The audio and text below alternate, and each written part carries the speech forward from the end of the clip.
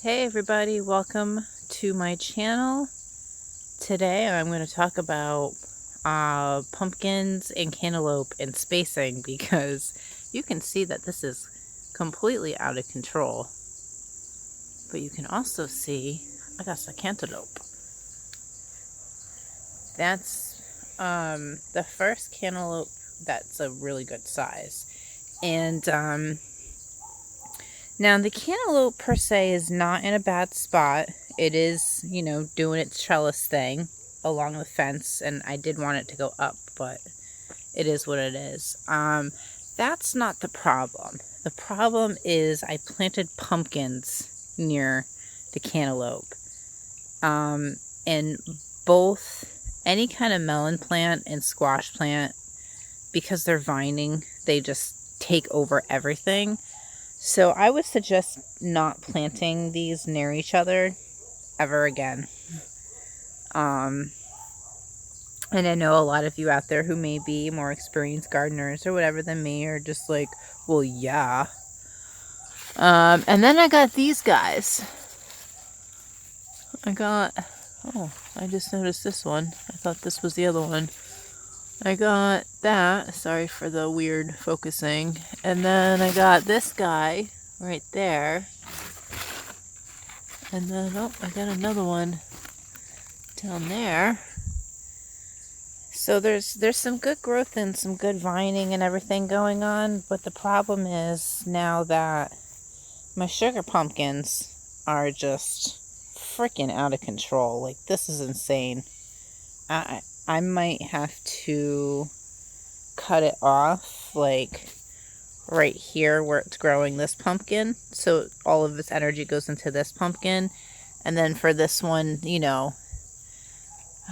that's a good sized pumpkin. Darn it. I was going to say, well, I could sacrifice that one. But that's a really good sized pumpkin. But because it's on the outside, it has a good chance of being eaten. And if I can just get, I'm not going to mess with that because it hasn't even flowered yet. Don't want to mess with nature. So if I had any advice, pumpkin, to anyone out there regarding pumpkins and spacing, is that any kind of squash, even though I grew my butternut squash vertically, any kind of squash or pumpkin or cucumbers, cowpeas, honeydews, cantaloupe, whatever, they really, really, really need their own space. So if you're going to grow any kind of pumpkins, any kind of squash, they really, really need their own space. Like, I can't even get in here from this side, especially now that the raspberries are super heavy and they're just like hanging over everything. I have to approach everything from this side the best that I can, and from the other side of the raspberry bush, and just slowly make my way around. So the growth is great. I'm getting pumpkins, I'm getting cantaloupe, but you can see that it's getting so crazy that's going outside of the garden here. So, you can do, I would love to do an arch trellis for the cantaloupe, even though this is fine. This is kind of exactly what I wanted. Maybe not this, but this needs to go in that way.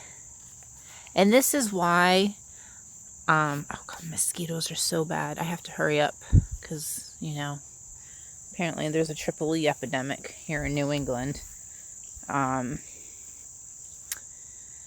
What was I saying? Oh yeah. So that was, I think, the problem with the honeydews, is that I did not have a good trellis set up like this to where there was a good airflow.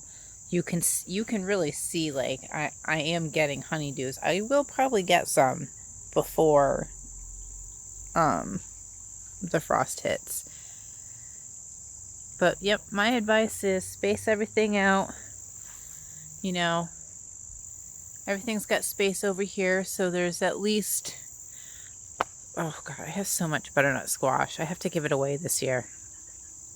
You know, but this now has the space to grow that way, which hopefully it doesn't clash with the acorn squash, which I may grow vertically. So that's my advice today. Really do your research. Pumpkins need a lot of water. Cantaloupe needs a lot of water. I would say twice a day. But watch your weather, because that's what I've been doing. Kind of letting nature take the reins. So, thank you for watching. Oh, look at those sunflowers. Oh, that tall one over there. That one's like at least 13 feet, and it's a red sunflower. I got to get a video of that. But thank you for watching. I hope you got a little bit of information out of this. So I'll just go over it one more time. Spacing. Trellis for like cantaloupes, honeydews. You can even do it for sugar pumpkins and jack-be-littles. Watering at least twice a day. Pumpkins are heavy feeders, so you're going to want to feed them. Look into how you want to feed them. Do a lot of research, which is number 5. Research. Make sure you do your research. Even though I thought I did, it is apparent that I underestimated my research. So if you think you have enough room, double it. And that's my advice to you. So I hope you have a great day. Enjoy whatever weather you have. If you're in a region that the weather's a little cuckoo, be safe whatever which way it is, because the weather in Texas is a lot different than the weather in like Utah or Idaho or something versus Rhode Island. So thank you. Have a great day. Bye-bye.